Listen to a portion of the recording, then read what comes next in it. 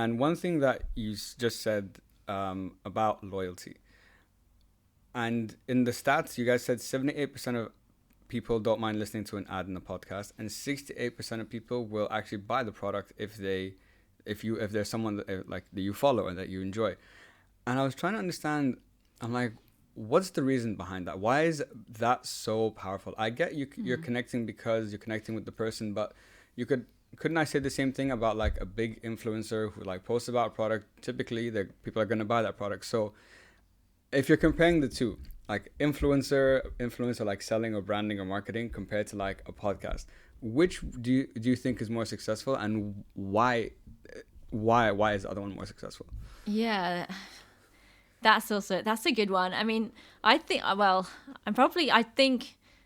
where hosts win real big, because if you think about radio stations as well, and you think again going back to people like Chris Fade, you know, whether you like him or hate him, he has a great sort of personality, and people invest in him. People listen to that podcast because they like him. Yeah. So if he suddenly comes along as part of the kind of broadcast and says, oh, by the way, you know, I've launched, or you might be interested in this, and you know, he has his own kind of Fade Fit brand as well, which is hugely because of the popularity, and people would buy that because they like him. But if he's suddenly kind of endorsing something, then that then carries a lot of extra weight.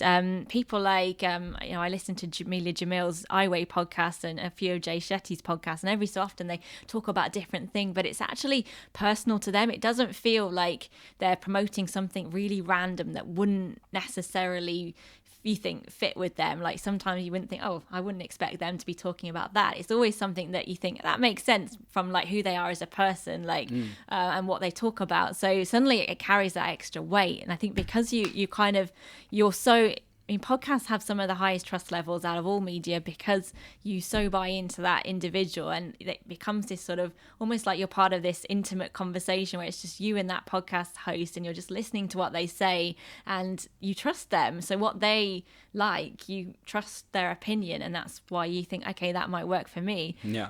When comparing it with influencers, I mean, they of course have their own weight and following, and an image, and you know how they are. Yeah. But sometimes there's so much I guess grey areas with influencers, because you know for sure. Well, it's the same with a podcast as well. They've been paid also, but sometimes it just feels a bit more, I think anyways, a bit more commercialized, and you're like, okay, I can see that this post has been sponsored by X brand. They've obviously been paid X to promote this and to say this. Yeah. But I think it just feels a bit more unobtrusive on a podcast. I don't know why, because it is sort of the same thing, but you know, from the stats that we've seen, like, you know, recall for ads in podcasts is super high.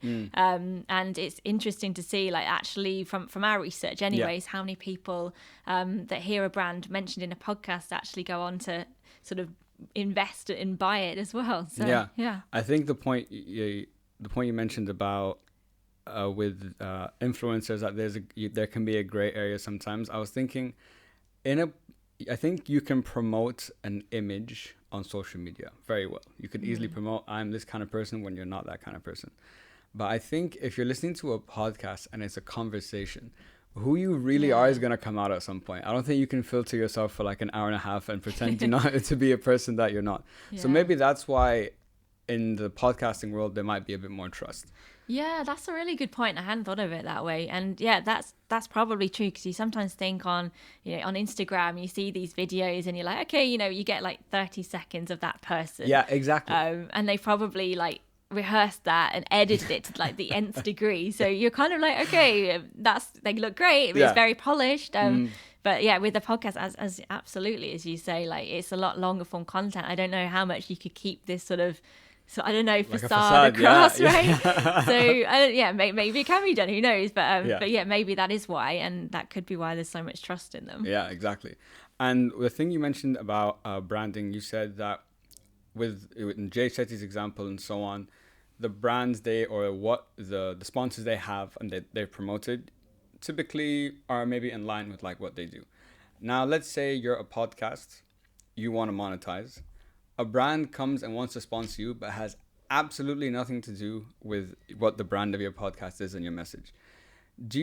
Would you advise someone to take that, or should you be actively seeking out the ones that truly and only resonate with your brand. Because I feel, okay, this is great, you might make some money, but I think the image in the long term, like, it's good in the short term, but the long term, I think it affects your credibility a little bit. Yeah, exactly. And listeners will see through that. Like, Exactly. they'll just be like, well, that's strange. Like, why? And that just feels like you're kind of selling out, maybe. Or but equally as well, like, you know, I'd also question it for the brand. Like, why they shouldn't come to you because you're just the face of something and think, okay, right, this person's popular, I want to capitalize on their celebrity. Or, for example, you know, they need to make sure that for them that they're speaking to the right audience. So usually the tie-ups between the host, you know, the podcast and the brand are quite seamless, and they work quite well because there's a kind of commonality in terms of what they're trying to do and the audience they're trying to reach. Sure. So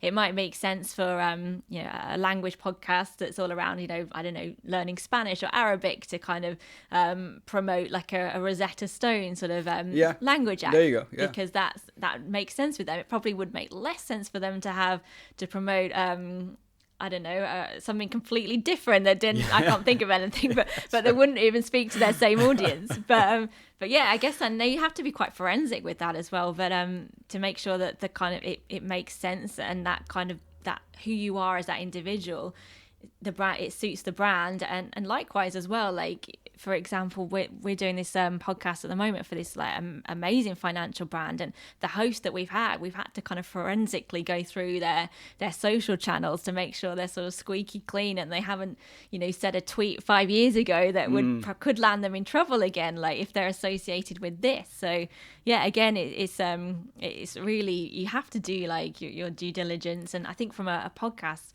host perspective, or someone who has their own podcast, you know, making sure that you've got a cool brand tie-up, if there is one that you really like working with, and making sure that you're kind of on the same page, your values are the same, you know, you're speaking to the right audience. It seems natural, because otherwise listeners will just see through it. Yeah, exactly. I haven't had any sponsors in the podcast yet, but my vision has always been, and maybe I'm being naive and maybe it might make me miss some opportunities, but I was always like, if it's a product that I would use, or a sponsor that's something that I would actually like use myself, then I'm more than happy to share that, because okay, I'm not pretending oh yeah, I use this product, but I really don't.